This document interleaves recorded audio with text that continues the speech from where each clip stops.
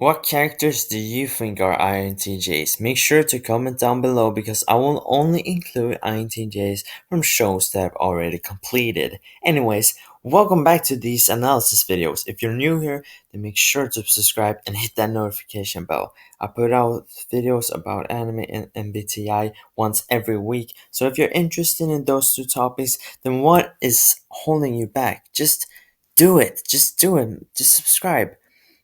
Anyway, so INTJs, they're known for being very strategic, efficient, intelligent, focused, organized, reserved, quiet, logical, and individualistic.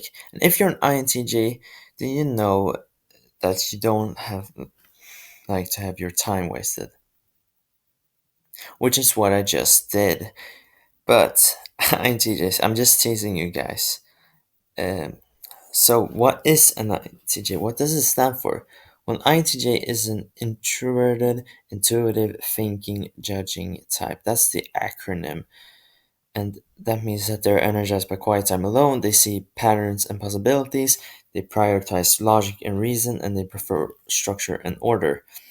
And these are the cognitive functions of an INTJ.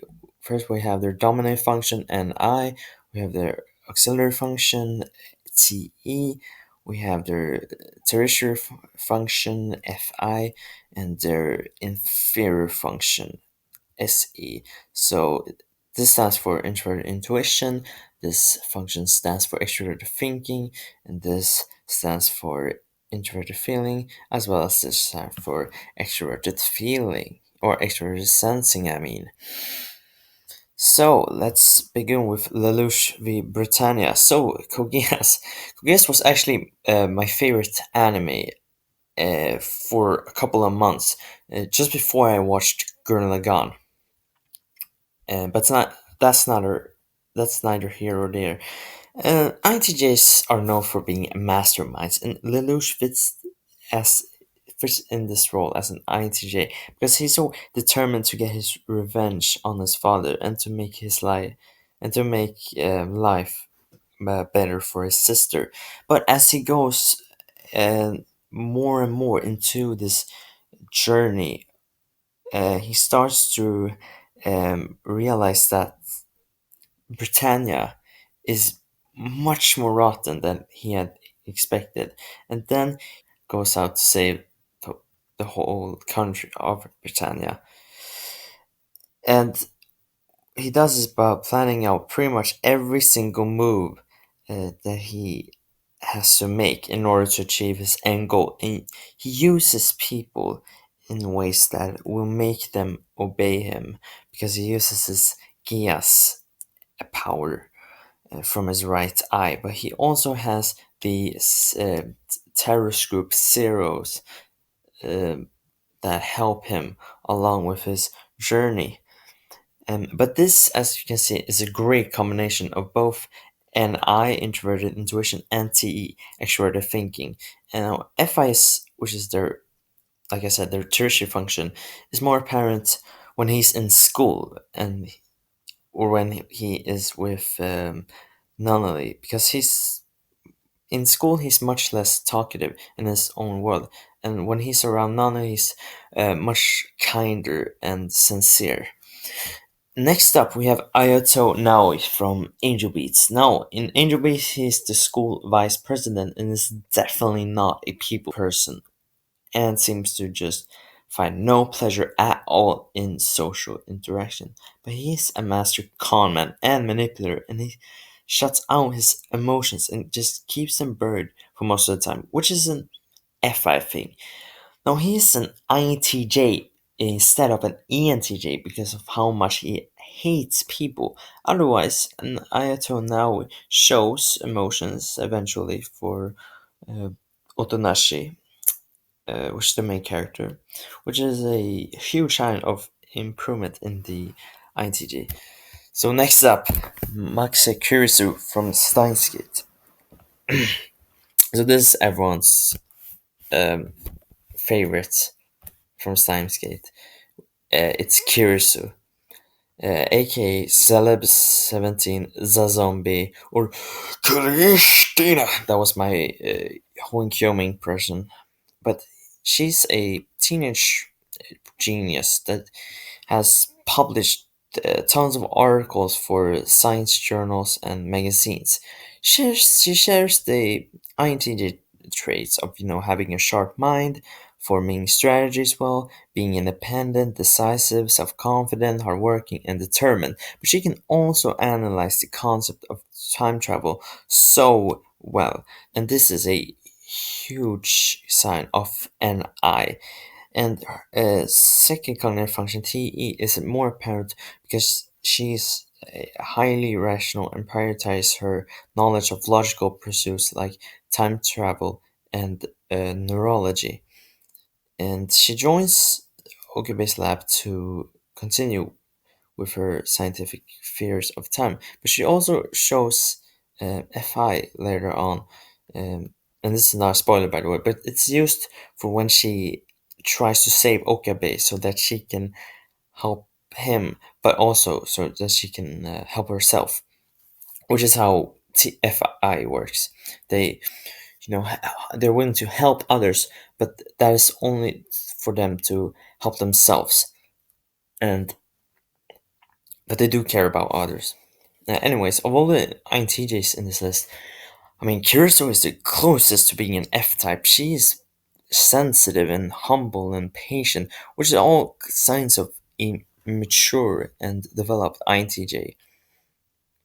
And when it comes to down to making decisions, though, logic always comes before personal feelings, and that's why I don't think she's an INFJ because uh, not only because of her lack of FE, because she doesn't really care about the lab. She's quite sharp tongued. She insults the lab a lot of the times throughout the show.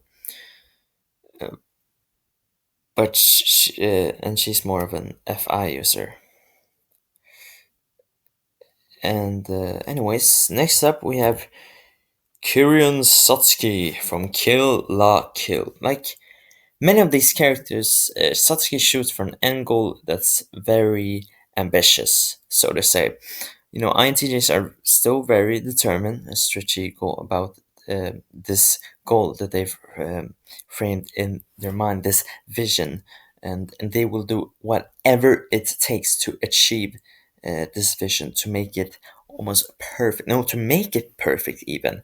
And in the case of Satsuki, this shows through her dominant function, NI. She's a great leader and is really excellent at making sure that everyone is doing what they're supposed to do while being efficient so that her vision can be realized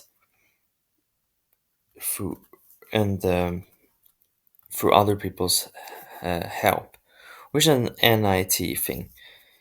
And also, FI is shown when she's determined for her exaggerating independence, but however, she also shows some common weaknesses that INTJs exhibit, like, for example, being very, very arrogant, impatient with others, and also refusing to compromise.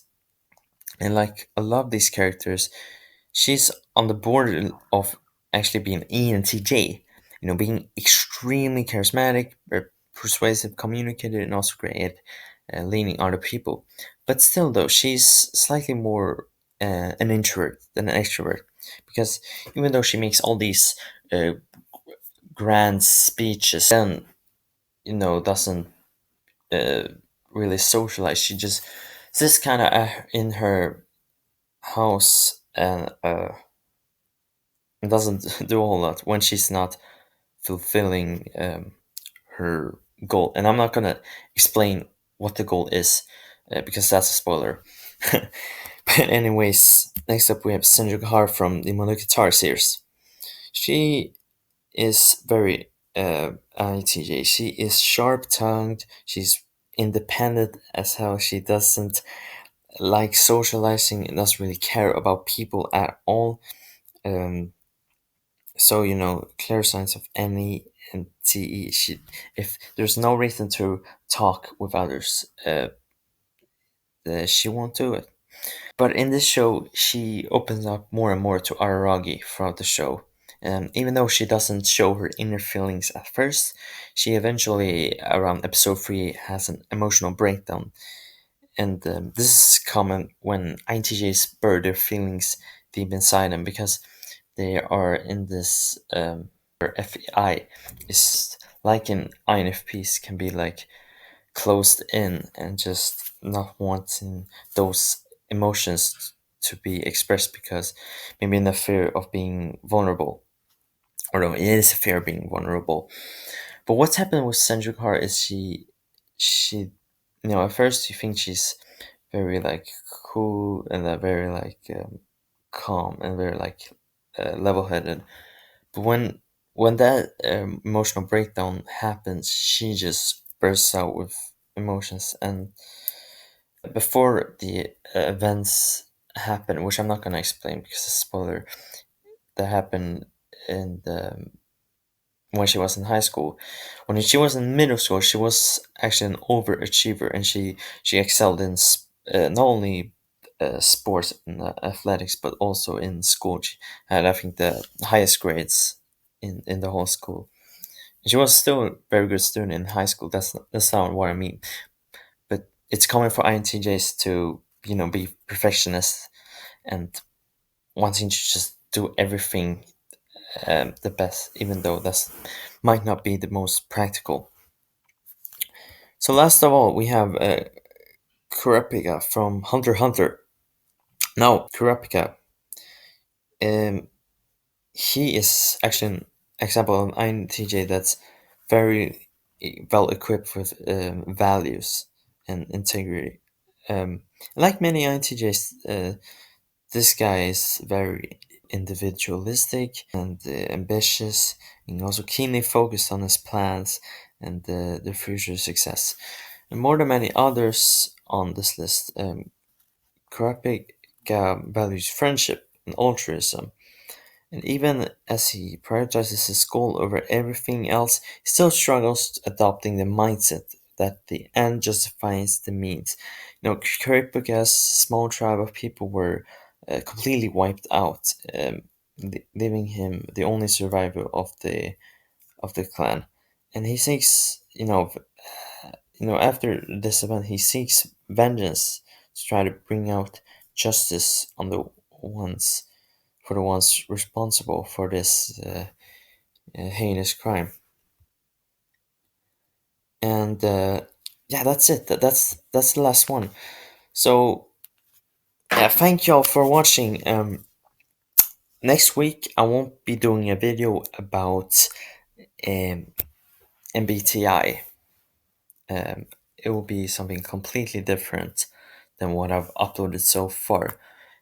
So I'm not gonna tell you what it is, and I haven't even planned it out. Um, but you'll see. You'll see what it is. But bye. I will see you. I'll see you in the next one. Bye.